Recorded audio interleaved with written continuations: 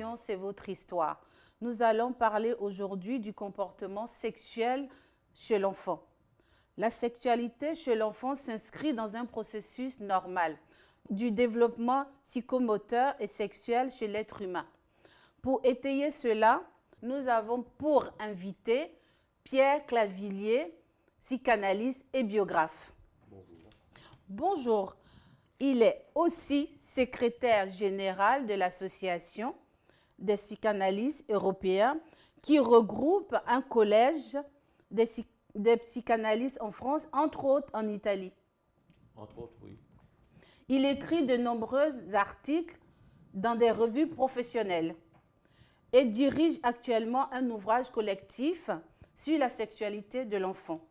Alors, quel est le rapport entre le biographe et le psychanalyste? Mystère. Il est aussi conférencier et donne à ce titre des conférences sur la psychanalyse en présentant des travaux de Gustave Jung, assez peu connu ou trop mal connu selon ses termes. Bonjour Pierre Clavillier, merci d'avoir accepté notre invitation. C'est moi qui vous remercie de l'invitation. Alors, aujourd'hui, il est question de la sexualité chez l'enfant. Oui, vaste programme. Qu'est-ce que la masturbation chez l'enfant?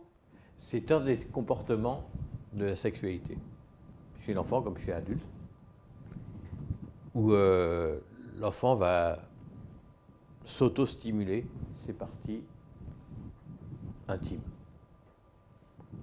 D'accord. L'enfant recherche-t-il un plaisir et pourquoi? Et en d'autres termes, est-ce que cet acte est conscient ou inconscient? Alors, tout d'abord, je voudrais, si vous voulez, définir ce que c'est qu'un enfant. D'accord. Mais peut-être avant tout définir ce que la psychanalyse. Qu'est-ce que c'est qu'un psychanalyste? D'accord. Pour savoir un peu. Parce qu'on entend beaucoup parler de psy, mais c'est psychiatre, c'est psychologue, c'est le psychanalyste. Quelle est la différence? C'est important pour savoir exactement. Et puis préciser que, effectivement, je donne des conférences sur la psychanalyse, entre autres sur Carl Gustav Jung, mais ça peut être sur Ferenczi, ça peut être sur Freud, bien sûr, donc, le père de la psychanalyse, sur Jacques Lacan, sur François Dolto, mais Jung a une certaine résonance en moi. D'accord. Alors, la différence entre un psychanalyste et un psychologue et un psychiatre, alors, la première formelle, c'est que seul le psychiatre est considéré en France comme médecin. C'est un médecin qui a fait des études de médecine et qui a fait des heures supplémentaires de psy, mais principalement de médicaments pour réglementer. Donc le psychiatre est un médecin qui va écouter les problèmes psychiques de son patient et qui va résoudre principalement par médicamentation. D'accord, c'est bon à savoir. Parce qu'on fait la confusion entre psychologue, psychanalyste, psychomotricienne et ainsi de suite. Absolument. Donc à cet égard, en France, en tout cas, il est remboursé par les services sociaux et par les mutuelles. Le psychologue, non. Le psychanalyste, non plus. Alors, par exemple, vous allez me dire aujourd'hui que vous avez une aversion pour la campagne.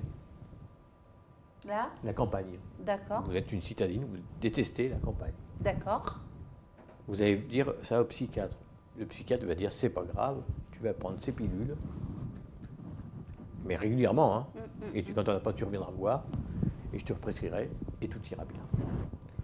Bah, le psychologue va vous dire grosso modo, ah oui, je comprends bien, c'est délicat, je comprends bien, mais on peut vivre aussi en ville, mais le jour où il n'y a plus de ville, où il n'y a plus de médicaments, vous vous retrouvez à la campagne et dans votre désarroi. D'accord.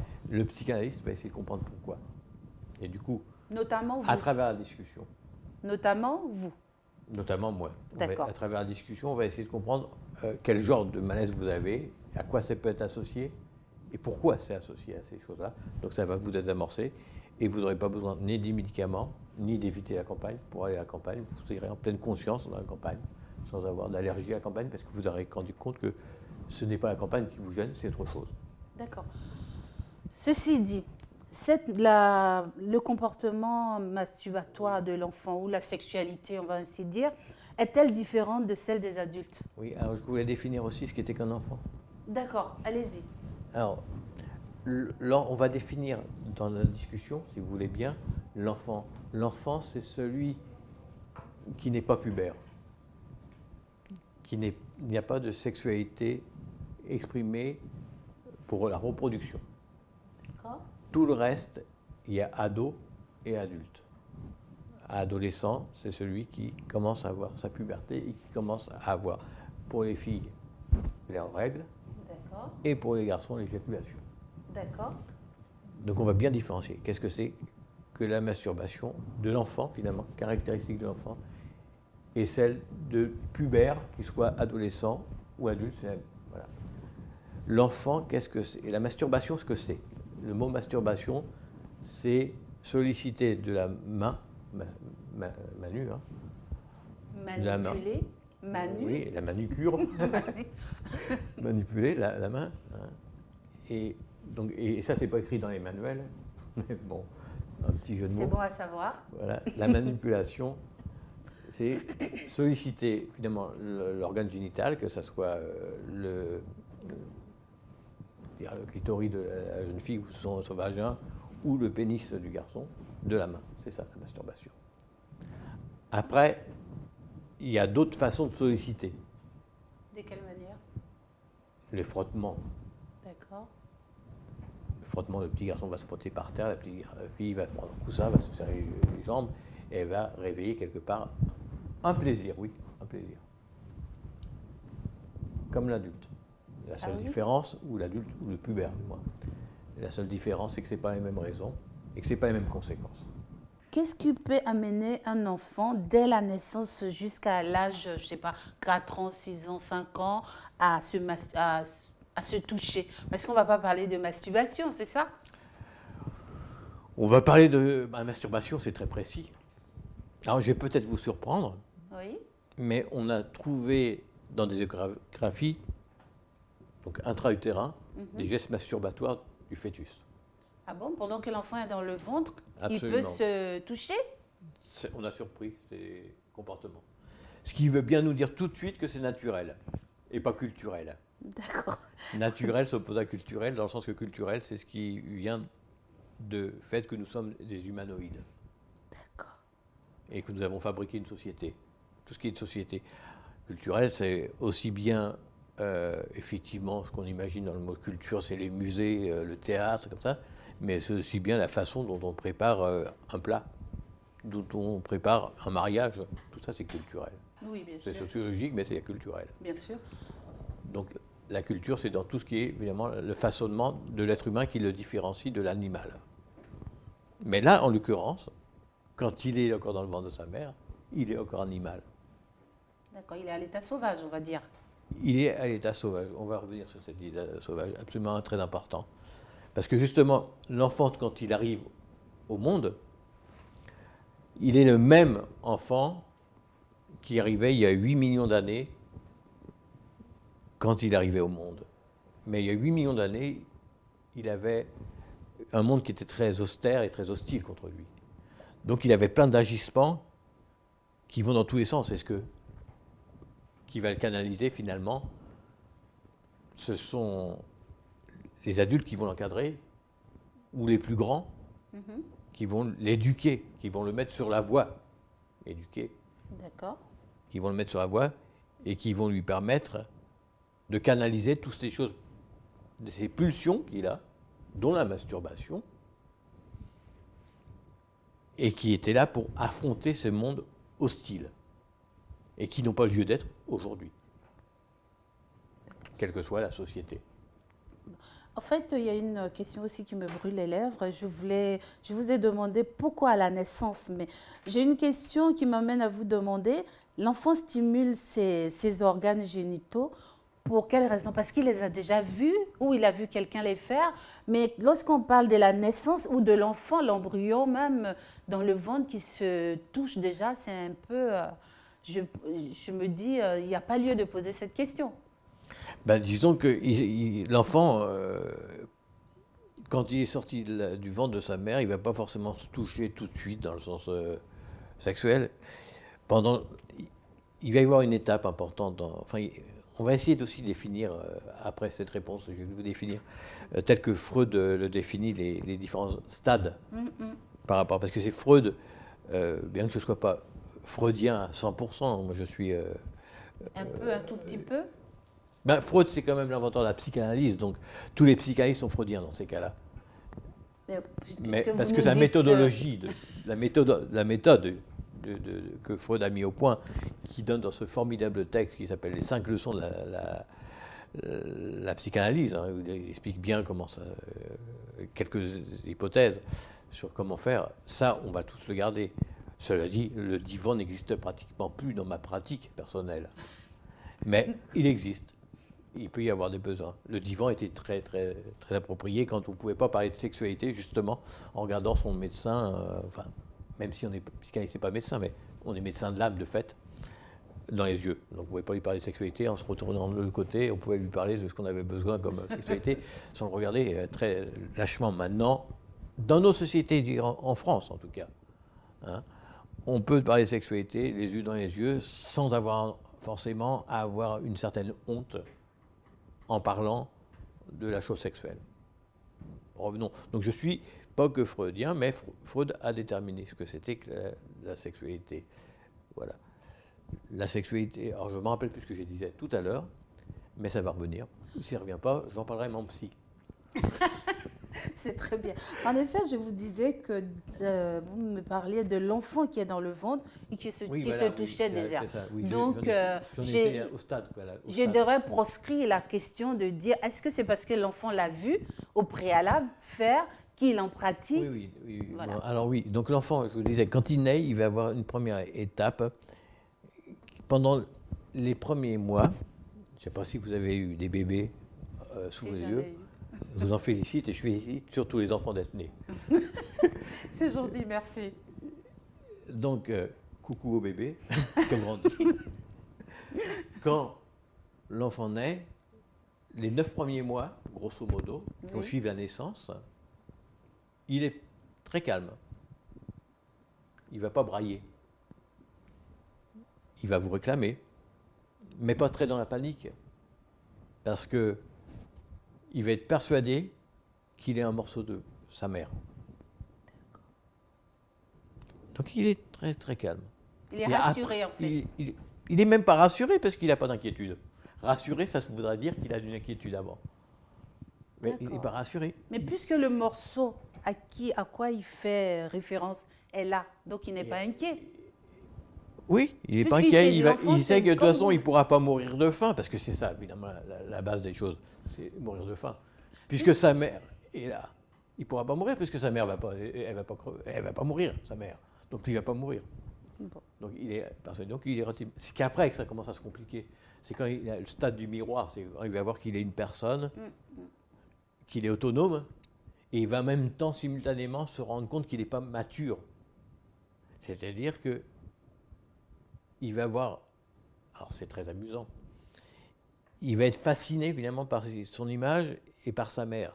Parce que sa mère, ou du moins la personne qui s'occupe de lui, généralement c'est la mère, va être toute puissante pour lui. Puisqu'elle aura le droit de vie ou de mort. Puisque si elle ne nourrit pas, il mourra. Donc il va être fasciné. Et il va commencer à appréhender le monde, en voyant qu'il n'est pas un morceau de sa mère. Et il va commencer par les choses immédiates, les mains, les doigts, le sexe, les yeux, le nez, les oreilles, la bouche. Il va commencer par explorer ce qui tourne. Son sexe n'est qu'une partie de son corps. Comme au pubère, pour l'adolescent, pour l'adulte, le sexe n'est qu'une partie du corps, ni plus ni moins. Et ce faisant, il va lui arriver de solliciter une réaction qui va lui sembler incongrue. Il ne va pas comprendre ce que c'est que cette réaction. Parce que quand il se tape sur là, ça fait une certaine douleur. Là, c'est un peu similaire. Mais quand il va se caresser les parties génitales, ça va faire une autre sensation. D'accord. Et ça va probablement l'interroger sur qu'est-ce que c'est que ça. Il n'a nulle part cette sensation autre. Et quand il le fait répéter, ça va lui donner une sensation très très forte, qu'on va appeler après la jouissance dans le langage pubère, mais très forte. Et il va se sentir bien après. Ah oui? Alors, détendu. D'accord, je préfère. Donc il va se sentir bien, détendu. Donc comme toute chose qui est finalement pour lui facteur de bien-être, bah, il va peut-être recommencer. Premièrement, il est Homo sapiens. Donc Homo sapiens, ça veut dire qu'il va essayer de réexpérimenter pour valider l'expérience. Donc il va recommencer et à chaque fois, ça lui plaît. Ça fait du bien. Lui qui est tellement angoissé par ce monde dont il sait très bien que s'il était laissé comme ça, il serait en pâture. Oui. Il n'y a que Moïse qui a réussi à revivre. Hein. Et encore a-t-il vraiment vécu? C'est marrant. D'ailleurs, Moïse, de voir que Moïse, d'ailleurs, et Alice Miller, qui était une psychanalyste qui est morte en 2010, a bien souligné, c'est très marrant que Alice Miller nous montre que Moïse, lui, a demandé dans ses commandements, tu honoreras tes parents, or que ses parents l'ont laissé tomber. C'est assez amusant. Ça, c'est... Mais bon, ça c'est autre chose. C'est autre chose. Voilà. C'est un autre débat, mais on n'est pas loin. On n'est jamais très loin. C'est sûr. La sexualité donc, de l'enfant, c'est une découverte, exactement. Alors, je dirais un conseil. Quand un enfant met les doigts dans le nez, on va lui dire, tu ne mets pas les doigts dans le nez. Ce qui est vrai. Parce que c'est pas... Parce que c'est pas hygiénique. C'est pas hygiénique. Donc forcément, le parent va intervenir ou l'adulte qui est à côté va intervenir. En général, on ne lui dit pas parce que c'est pas hygiénique, parce qu'on lui dit tu vas déformer ton nez. Ah oui? On ne lui dit pas la vérité. Enfin, moi, je dirais que c'est pas hygiénique que de déformer le nez, parce que le nez, c'est déjà fait, il va pas le déformer. C'est pas oui, mais on dit bien aux enfants de temps en temps que s'ils font une grimace et qu'il y a un courant d'air, ils vont rester comme ça. Donc, on peut leur faire croire que... Ouais, mais la différence, c'est que fondamentale, c'est que la masturbation et le doigt du nez, effectivement, on ne doit pas mettre ses doigts dans le nez quand on est tout seul, quand on est dans son lit. Alors que masturber, on peut se le faire. C'est la grande différence. La masturbation est un geste naturel. Le doigt dans le nez aussi. Mais on ne doit pas, dans la société, le faire. Pas plus qu'on doit le faire en privé. D'accord. La masturbation, et c'est là où va intervenir l'adulte. Il va conseiller à son enfant, il doit conseiller à son enfant, s'il te plaît, mon ou ma chérie, fais ça, mais dans un endroit privé, sans nous, sans personne d'autre que toi. Alors, les stades. Oui, les stades, ok. Oui, on y va, c'est important les stades. C'est important. Donc le premier à avoir parler de stade, de sexualité même infantile, c'est Sigmund Freud. Ça a fait scandale. Ça a fait scandale parce que ça a été mal compris. Peut-être que ça n'avait pas été bien expliqué aussi. Je pense que non. Je pense que c'était très bien expliqué, mais c'est exactement comme les problèmes de la masturbation qu'on va peut-être évoquer tout à l'heure, à savoir que c'est finalement le regard des autres tel qu'eux l'interprètent. Donc les stades, il y a 3 stades importants que Sigmund Freud va mettre en évidence. C'est-à-dire, quels sont ces stades? Alors, le premier, c'est le stade de la sexualité orale. Orale. C'est-à-dire tout passe par la bouche. Et l'enfant qui a la satisfaction de prendre le sein de sa mère. Et en sort un certain bien-être. D'accord. Donc il va tout passer par la bouche et tout va passer. Après, il y a le stade anal. Ce qui dit anal dit anus. Ça ne veut pas dire que les enfants sont des sodomites. Non, mais ça vous fait rire, mais ce n'est pas si drôle que ça. Non, mais parler de sexualité parce qu'il met les seins de sa mère dans sa bouche, les doigts dans sa bouche. C'est pas la sexualité. Il a le plaisir, il éprouve le plaisir. D'accord. Il éprouve le plaisir par la bouche. Voilà, c'est ce que je voulais dire. Après, il va commencer à... quand il défèque, donc il fait son gros caca, toujours d'ailleurs un cadeau pour les parents, il fait comme ça, il le présente comme un cadeau à ses parents. Hein. Si, ça peut arriver. C'est pour le nourrisson, c'est un cadeau pour ses parents. Après, culturellement, les parents le considèrent que c'est pas terrible, quoi, mais c'est autre chose. En effet. J'en appelle à l'expérience. Ça sent pas la de rose tous ceux non qui ont- plus. Même si c'est un cadeau de sa part. Oui, mais les premières selles sentent le lait. Oui, ça c'est après avoir pris le cholestérol et le sein et tout. Les premières selles sentent le lait et le lait n'est pas très, très désagréable à sentir. C'est sûr, ça c'est vrai. Après, oui, non, ça peut se compliquer. Ça peut se compliquer en effet. Cela dit, ce stade anal, c'est quand il commence à contrôler finalement ses selles.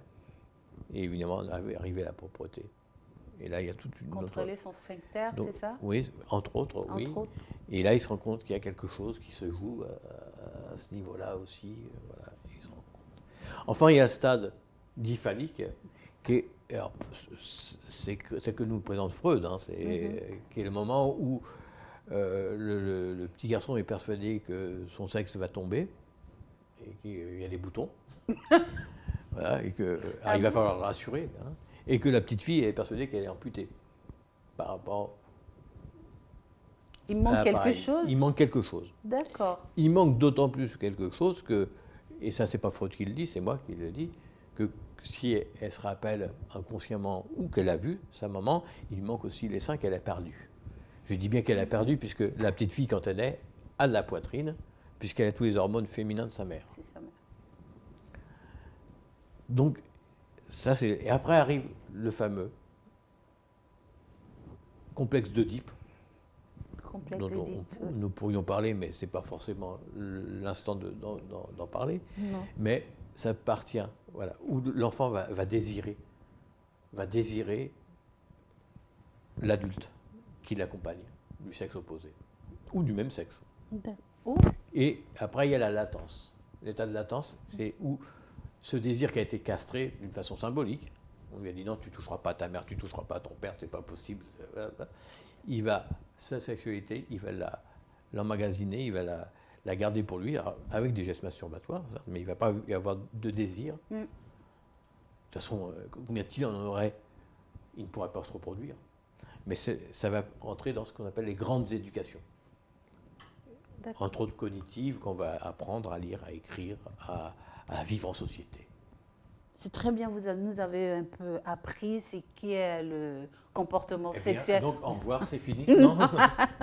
Alors, Je rigole. est-ce qu'un parent peut s'opposer à ce comportement ou à cette pratique sexuelle de l'enfant?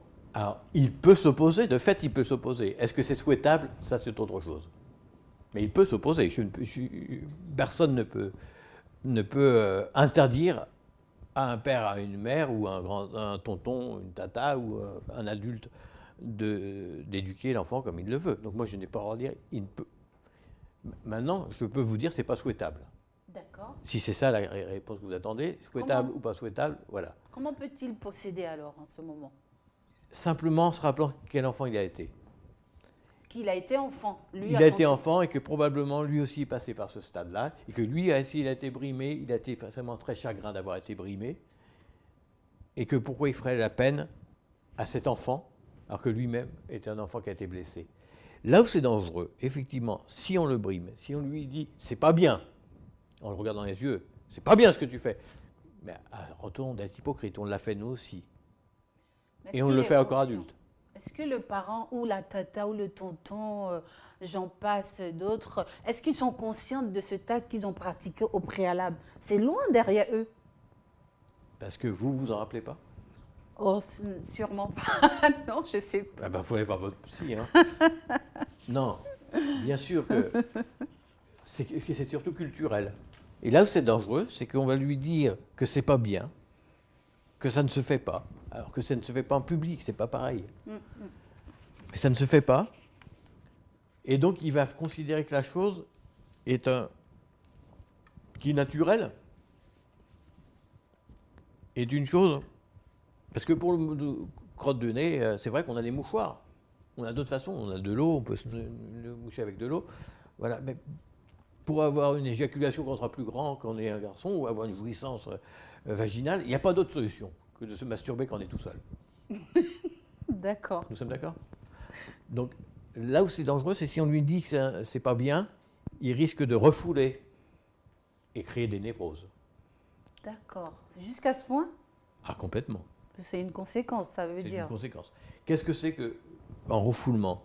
Alors, bon, c'est triste pour quelqu'un qui dit qu'il n'est pas que freudien, mais j'irai reprendre Freud. Freud explique bien qu'est-ce que c'est que, finalement, et je vais l'adapter finalement à notre studio. Imaginons que dans ce studio, je reprends un peu l'idée que Freud a fait dans les 5 leçons sur la psychanalyse qu'il a publié en 1909. C'est des conférences qu'il a données devant les universités et qu'il a eu la très bonne idée de passer en livre. Donc nous pouvons bénéficier, nous, aujourd'hui, de ces textes. Mettons que dans ce studio, il y a quelqu'un qui arrive, qui fait éruption et qui commence à faire du bruit. Eh bien, on va lui demander de quitter le plateau. C'est sûr. On va lui demander et il va aller derrière. Et, alors pour les gens qui ne sont pas dans le plateau, je vous dis, les spectateurs, derrière, il y a une porte qui est grise. Et on va lui demander d'aller derrière cette porte grise et il va continuer à faire du barouf. On va toujours l'entendre. Qu'est-ce qui va se passer? Il va perturber l'émission. C'est sûr. Mettons que le plateau, là, ici, ces chaises, cette table basse, ces livres, tout ça, c'est notre partie consciente. L'inconscient. Alors, l'inconscient, on n'a pas encore défini ce que c'est que l'inconscient, mais on pourrait en parler. L'inconscient, c'est à l'extérieur. Vous remarquerez que l'extérieur est beaucoup plus ample que notre plateau. Tout à fait. Donc l'inconscient est beaucoup plus. On remet dans l'inconscient le bruit, mais il perturbe le conscient. C'est ce qu'on appelle le refoulé. Freud de continuer de dire, on va chercher quelqu'un extérieur qui va venir voir, qui va discuter, il va lui dire tu te calmes, maintenant t'as fini, tu t'assois à côté, tu rentres dans le studio, mais tu restes à côté, tu fais plus de bruit. Et ça, c'est le psychanalyste. En d'autres termes, y a-t-il des possibilités que l'enfant puisse s'arrêter tout seul? Puisque si on dit aux parents, d'après ce que vous venez de dire, le parent, le fait de dire à l'enfant d'arrêter, ça va heurter sa sensibilité ou le perturber. C'est ça. Ça risque de le refouler, le névroser absolument, parce que quand il aura besoin d'exprimer sa sexualité d'adulte ou de pubère, comment il va faire sans culpabiliser? Mais comment va-t-il ne pas culpabiliser si on lui a dit que petit, c'était pas bien? Comment l'adolescent qui va commencer à se masturber pour avoir de la jouissance? Oui, mais vu qu'il est petit, il n'est pas conscient de ce acte. Mais il se rappelle de tout. Il se rappelle de tout. Mais bien sûr qu'il se rappelle de tout. C'est là l'extraordinaire, c'est qu'on se rappelle de tout, mais on refoule. On met de côté. Mais il s'en rappelle. Inconsciemment, il s'en rappelle. Donc on lui dit c'est pas bien. Donc il va culpabiliser. Il va faire. Et c'est bien le problème finalement des sociétés qui culpabilisent sur la sexualité. La sexualité doit être encadrée certes, mais culpabilisante non. Alors, je voudrais, parce qu'il y a dans des cultures où se toucher, où la masturbation des enfants est très mal vue et c'est honteux. Qu'est-ce que vous pouvez dire à ces parents qui sont toujours en train de rendre les enfants coupables, notamment de leur comportement, par exemple devant les gens? Qu'est-ce que vous pouvez donner comme conseil à ces parents ou à ces personnes, à ces tatas pour...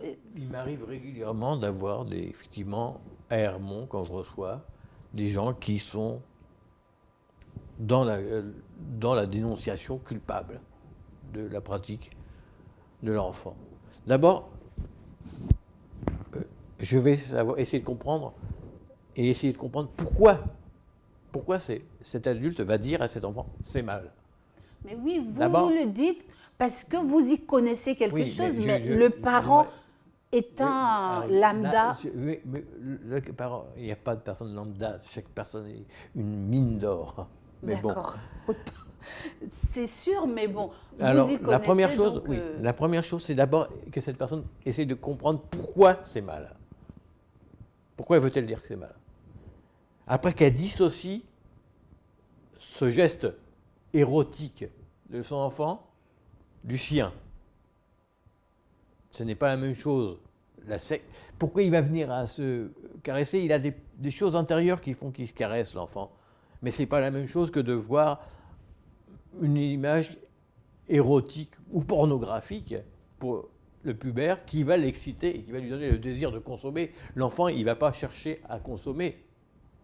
Attention, le pubère, oui, il va chercher à consommer et utiliser ses appareils génitaux dans une relation sexuelle. Alors que l'enfant, non, ce n'est pas la même chose. Donc la première chose, c'est de leur dire, écoutez votre cœur, soyez honnête avec vous-même.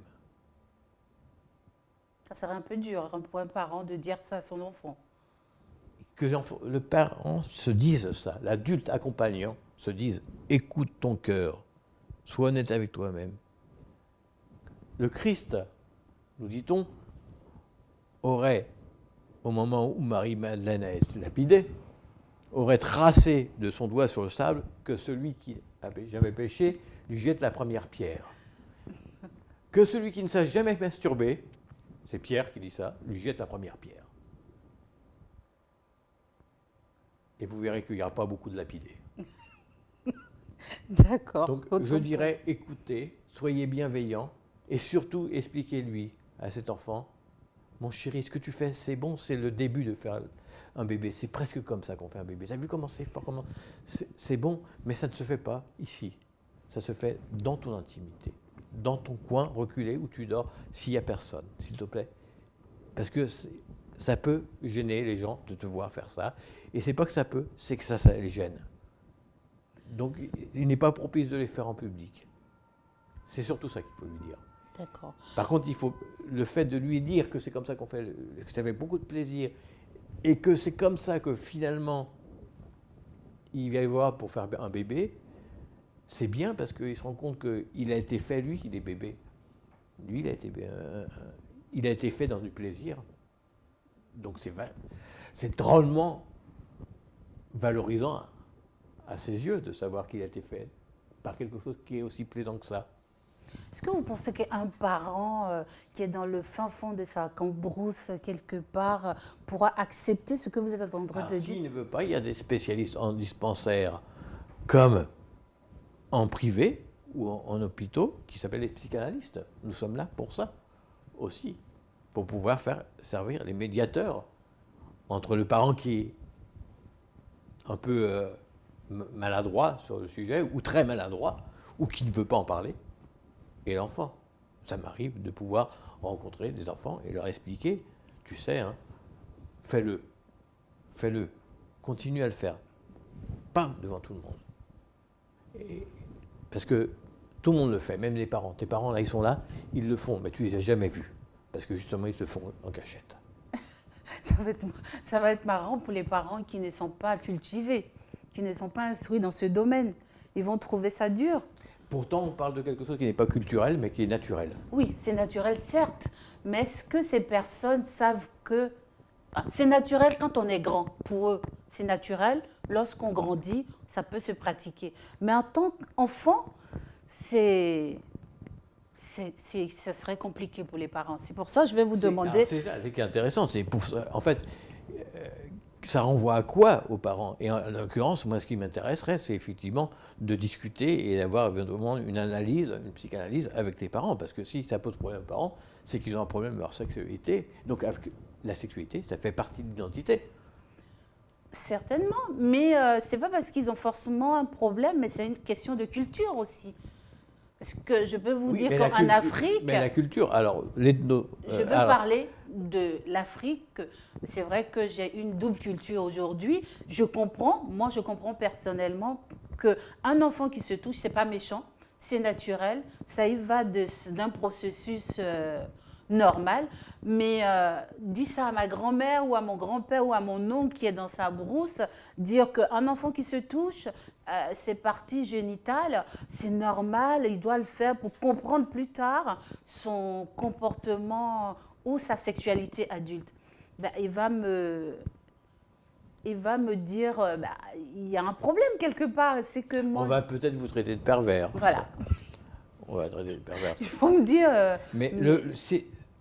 c'est en fait l'ethno-psychanalyse qui est incarnée en France par Toby Nathan, qui permet justement de recevoir le patient que je pratique, hein, avec sa culture, et pas en fonction de ma culture, mais avec sa culture, avec ses critères, qui explique les névroses, les refoulements, le comportement névrotique, finalement, de l'enfant ou de l'adulte par rapport, non pas à un schéma occidental, mais du pays dont il vient, que ce soit un Asiatique, que ce soit un Africain.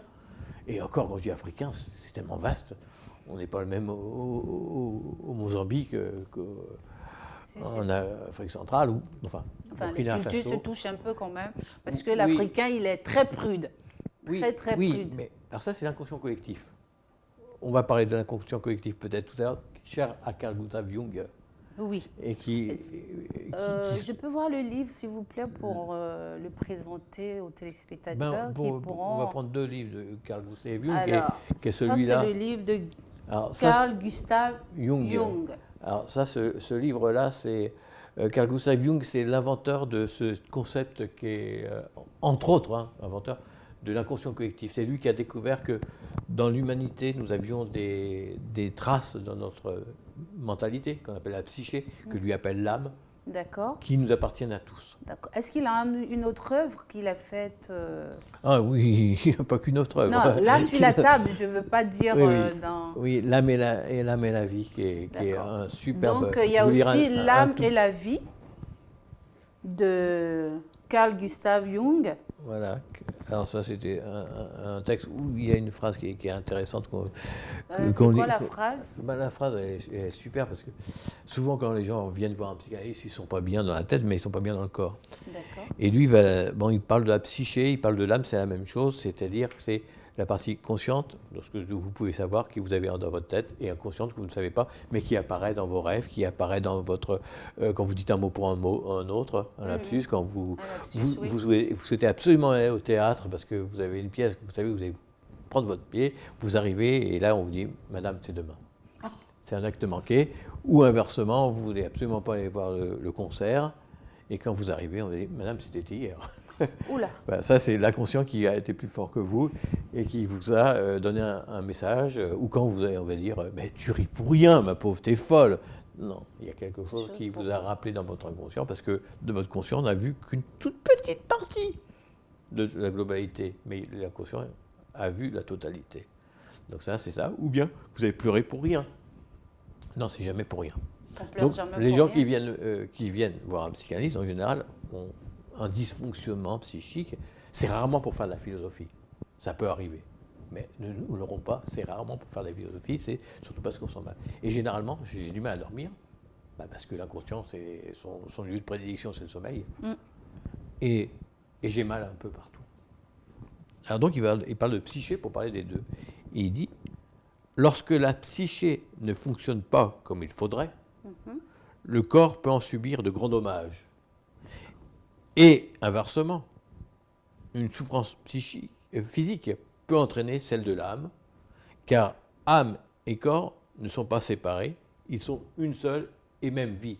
Alors je plains Neymar qui vient de se casser la cheville, voilà, parce que son corps ne va pas bien, donc son psychisme ne va pas bien aller s'il n'est pas bien accompagné, parce qu'en plus ça, son corps, c'est son métier. C'est son outil de travail. Et c'est son outil de reconnaissance sociale. Donc, juste pour vous répondre, donc si effectivement on brime quelque part une partie du corps, on brime une partie de la psyché.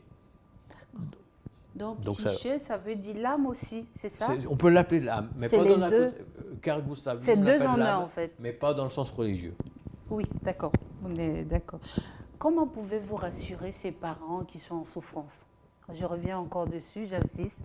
Ah ben, en faisant l'analyse avec moi. ou avec mes collègues. Comment les rassurer ?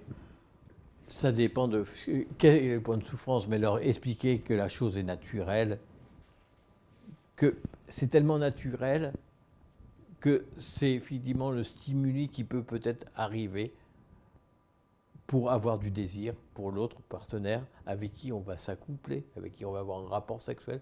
On va aller jusqu'à un rapport sexuel. Et, je ne sais pas si vous avez remarqué, mais généralement, si vous me le dites quand on fait un rapport sexuel, il y a des chances qu'il y ait un enfant, sauf s'il y a contraception. Mais généralement, il y a un enfant. Donc c'est le début de la pérennité de l'espèce. Donc si on interdit ça, on condamne l'espèce à disparaître. J'espère que nos parents comprendront ça et ils en tiendront compte. Ben, je pense, oui. Juste pour dire que la masturbation ou la sexualité de l'enfant est normale. C'est pas d'un acte, c'est anodin, c'est inconscient, mais il faut le pratiquer. Tout être humain l'a fait. Oui, tout être humain l'a fait. C'est inconscient au départ et c'est volontaire après. Il le fait, l'enfant, parce qu'il va se soulager d'une tension. Je vous disais qu'il était très vulnérable. Il se sait vulnérable et c'est très angoissant.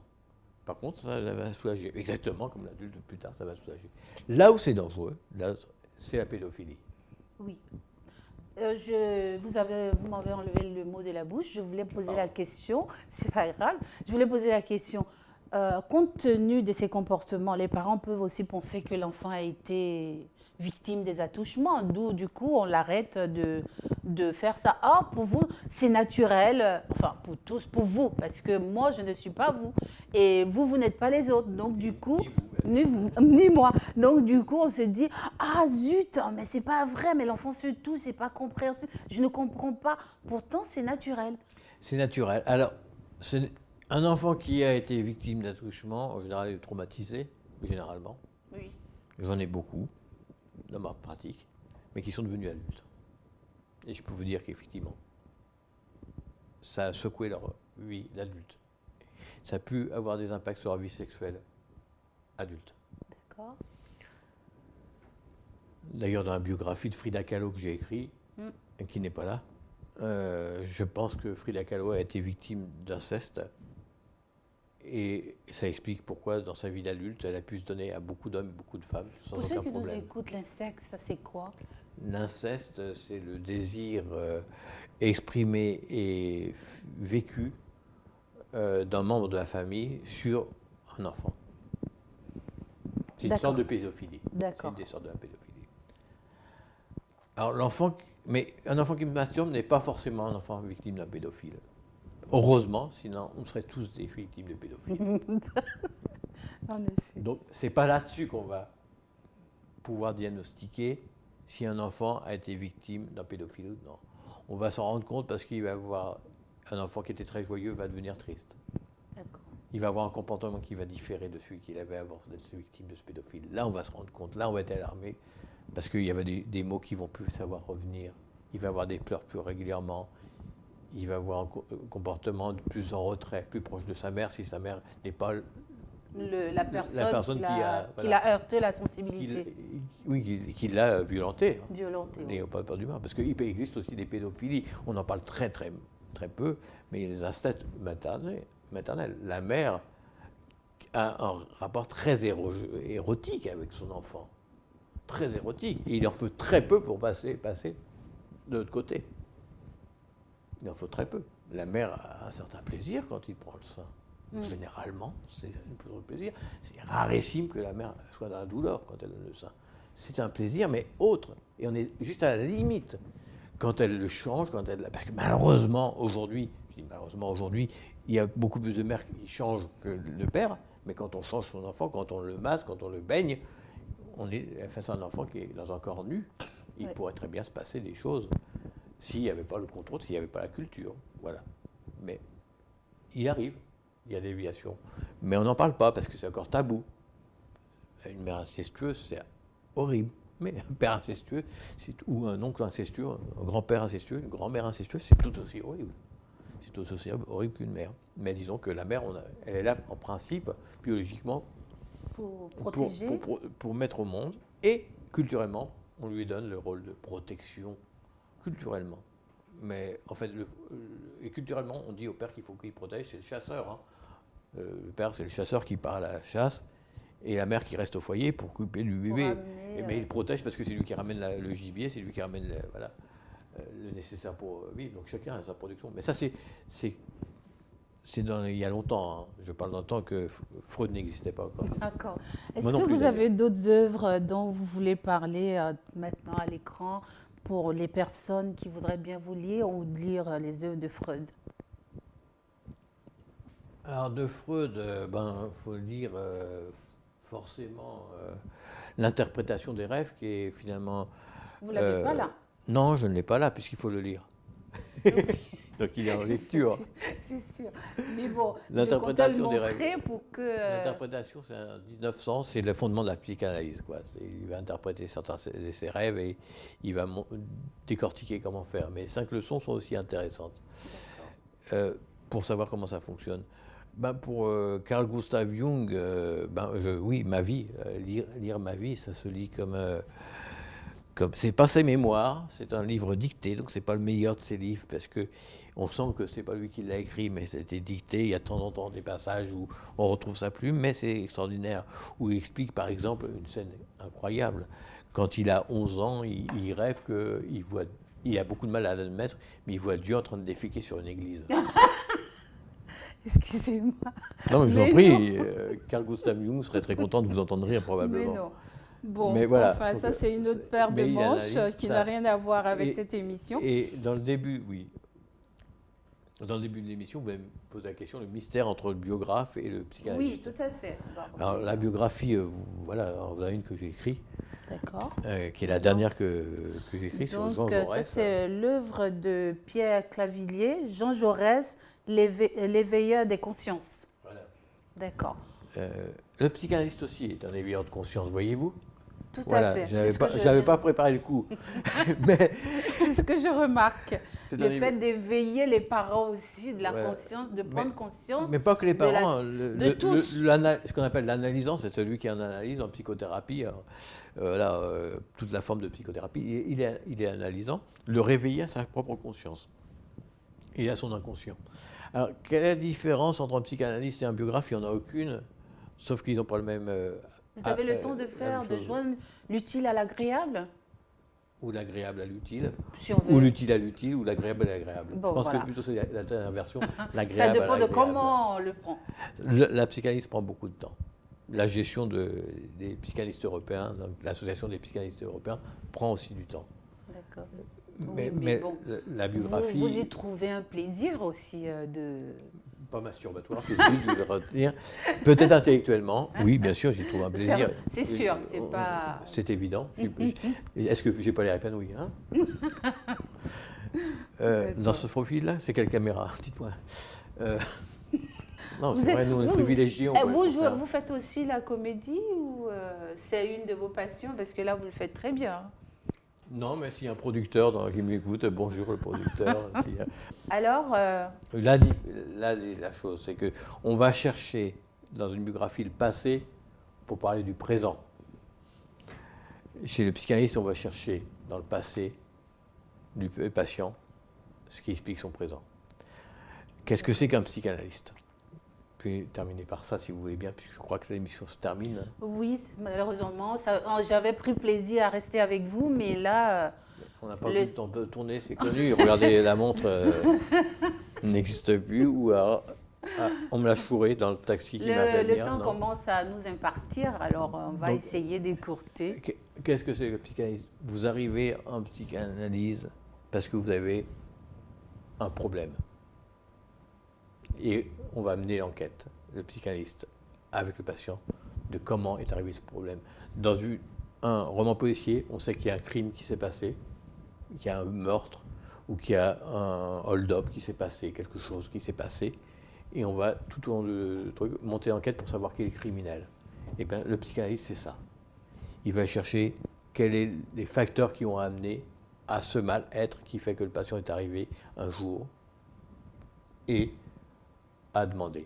Maintenant, j'invite tous vos téléspectateurs à me rejoindre, à discuter avec moi, soit par mon téléphone, j'espère que vous pourrez le mettre en bas. Vous pouvez le dire entre-temps, vous pouvez en même temps le dire. Si on a le temps, oui, vous faites le 33 de la France, si vous venez extérieur, et vous faites le numéro de téléphone, le 6, le 81, le 21, le 57, et le numéro complémentaire, ah non, on n'est pas au loto, pardon. Oh, ça c'est pour hein, pourquoi pas. Et le 59, donc ça sera indiqué. Le psy coach, c'est O-A-C-H, oui. Psy, coach, Hermont, E-R-M-O-N-T, qui est la ville dans laquelle j'exerce, sur Facebook. D'accord. C'est une page. où je réponds à tout le monde. D'accord. Ça prend un peu de temps, mais c'est aussi la mission du psychanalyste que de venir dans les médias. Et Facebook en est un, votre télévision, ce plateau en est un, il y a d'autres télévisions, que de sortir, c'est important, que le psychanalyste sorte de son cabinet pour aller dans la ville et que les gens rentrent dans le cabinet sans penser qu'ils sont des fous, des névrosés dans le sens négatif. On peut être névrosé et être génial. Et on peut retirer ces névroses et continuer à être génial. D'accord. Ça, je dis ça à tous nos amis artistes qui ont peur. Oui, mais si, je vais voir un psychanalyste, je vais perdre ma création. Non, tu vas la décupler, au contraire, parce que tu sauras pourquoi tu es. Ok. Je vous remercie de votre participation à cette émission. Tout cela pour dire que la masturbation ou la sexualité de l'enfant est anodin et que les parents ne doivent pas s'en inquiéter. Oui, anodin, non, mais pas plus grave que n'importe quelle exploration du corps. Il a tout dit, Monsieur Pierre Clavillier a tout dit, c'est son domaine, je m'y connais moi. Alors du coup, il a complété ce que je devrais dire. Ainsi prend fin notre émission. Je vous invite à nous retrouver à la prochaine sur www.bzd TV. Je vous remercie. Et puis moi, je donne aussi rendez-vous si tous les gens veulent sur mon site et puis le site de l'Association des psychanalystes européens où on reçoit à la fois des psychanalystes et des gens qui s'intéressent à la psychanalyse. Vous avez le collège des psychanalystes et le collège des non-psychanalystes qui sont des gens qui font quelque chose avec la psy ou qui s'y intéressent et qui sont adhérents et qui reçoivent des informations. On va faire bientôt quelques vidéos sur les livres qu'on a lus. Et où il y a vraiment un échange autour de la psychanalyse pour savoir ce que c'est. Nous voulons démocratiser cette chose-là. Je pense qu'ils ont pris note, parce que l'échange a été très, très embelli, et je sais que vous en aurez pas mal qui vont vous appeler aussitôt. Alors, je vous salue déjà, et je vous dis à tout de suite. Voilà. Merci de nous avoir regardés, et à bientôt pour la prochaine émission sur BZD TV. Au revoir.